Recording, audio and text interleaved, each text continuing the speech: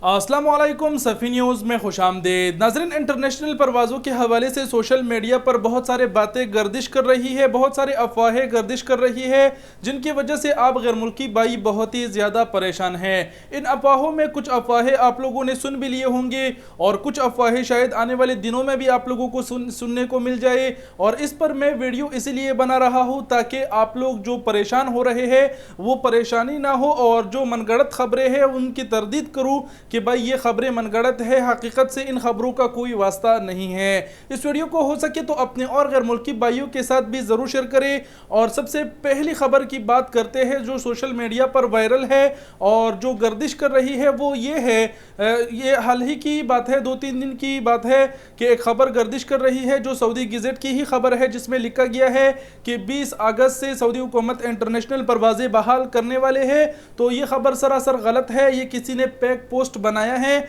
और इन खबर के हवाले से आपको बताते चले कि अगर आप ऐसे कोई पैक तारीख सुनते हैं तो एजेंटों से मुहतात रहा करें, क्योंकि फिर अक्सर औकात कुछ ऐसे धोखेबाज एजेंट होते हैं जो आपसे टिकट के लिए तो रकम ले लेते हैं लेकिन आपको फिर टिकट नहीं देते और ना ही फिर आपका उनसे रब्ता हो पाता है।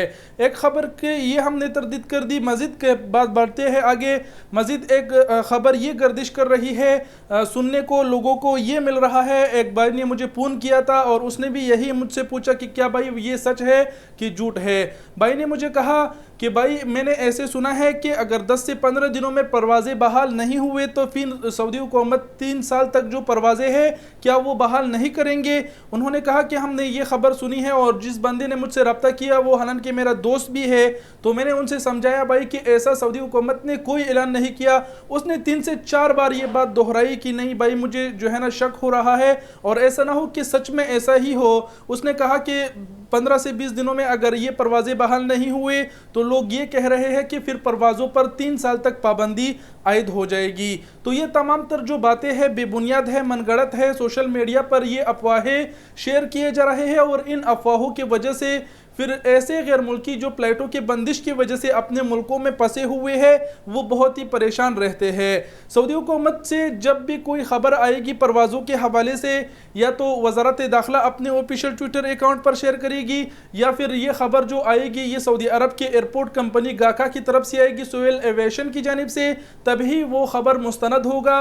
नहीं तो बाकी लोग खुद से ही खबरें बना रहे हैं और तारीखें पे तारीखें दिए जा रहे हैं। और ये भी कोई नई बात नहीं है, लेकिन फिर भी मैंने सोचा ये 2 से 3 ऐसे पॉइंट है जिसके ऊपर मैं वीडियो बना देता हूँ। हो सकता है मेरे दोस्त की तरह और भी गैर मुल्की परेशान हो ताकि उनकी जो परेशानी है वो ख़त्म हो जाए। तो सऊदी हुकूमत ने ना तो किसी तारीख का तयन किया है कि इस तारीख को परवाज़ें बहाल होंगे और ना ही सऊदी हुकूमत ने कोई ऐसा फैसला किया है कि परवाज़ों पर हम 3 साल तक फिर पाबंदी लगा देंगे। ये तमाम तर खबरें और तमाम तर ये जो बातें हैं बेबुनियाद है, इस पर अपने कान ना धरे।